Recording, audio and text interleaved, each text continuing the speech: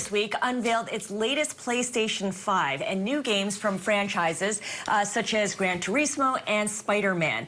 For the $150 billion video game industry, it's really time to move beyond the familiar and address the changing demographics of its global audience. Women make up at least half of the mobile games market and 2/5 of the AR/VR device owners, but there's still very little data on what they want to play and why they want to play it. So in today's Business of Equality, our ongoing conversation about the bottom line impact of diversity, I spoke with Mitu Khandaker to explain what she's doing to change all of that. Mitu teaches game design at NYU, and she's the CEO of Glow Up Games.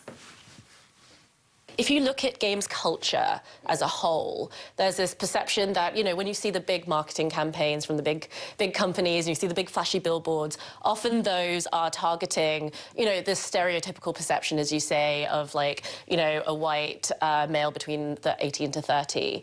There are game companies, you know, specifically on the mobile side, who are increasingly realizing that there is a female audience and making story-driven games for that audience. However, the reason that I started my company, Glow Up Games, together with my two co-founders who are also women of color, is because we realized that more specifically, games are not having the same realization that movie and TV industries are, where they're realizing, hey, telling diverse stories about people of color is big business, right? So you look at the success of like Black Panther, Crazy Rich Asians, things like that, and you know, games need that same moment. So you have a very specific mission, Glow Up Games does. How does that fit in with the existing video game industry? I mean, when you talk to CEOs and executives from companies like Activision Blizzard, how do they respond to what you're trying to do? You know, I think that we're very much trying to push against, in many ways, we're trying to push against a lot of things in the game space.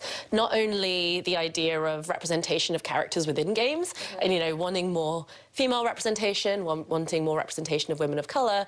What we're also trying to change the needle on is the representation of developers within the industry itself. I believe only 20% of all game developers are women, and you know, even smaller than that is women of color.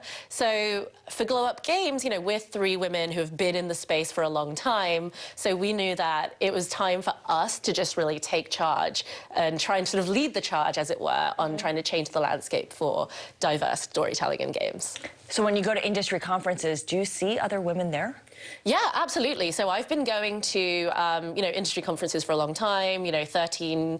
There's a big conference called Game Developers Conference, which happens in San Francisco every year. I've been going there for the last 13 years. I'm also on the advisory panel for advisory board for it as well. And yeah, like, you know, I think over the years, we definitely have seen more women attending. There's a sort of joke that a lot of us women in the industry make where it's like, oh, we know now that there are more women in the industry because there's a line for the bathroom at conferences. So yeah, absolutely. There are more women and, you know, diverse people attending games and being in games. And, you know, and I think part of it as well is not only recognizing that there are more women in games, but also it's about shining a light on the women who have already been there, right? So that's also been a problem. You know, there is a pipeline problem, definitely, into games, but there's also a leaky bucket, right? Explain what you mean by that. So the games industry actually has a real problem retaining women. So if you like so much of the tech industry and other parts. Yeah, it's very much in line with the tech industry, etc. So, you know, there needs to be just a big cultural shift in the ways that we accommodate for the, you know, for people of all kinds of backgrounds in games. And that's one of the things that we're trying to do, trying to make games a less toxic and you know, a place where we can feel joyful and affirmed being who we are. That was Mitu Khandaker. She is co-founder and CEO of Glow Up Games. From New York, this is Bloomberg.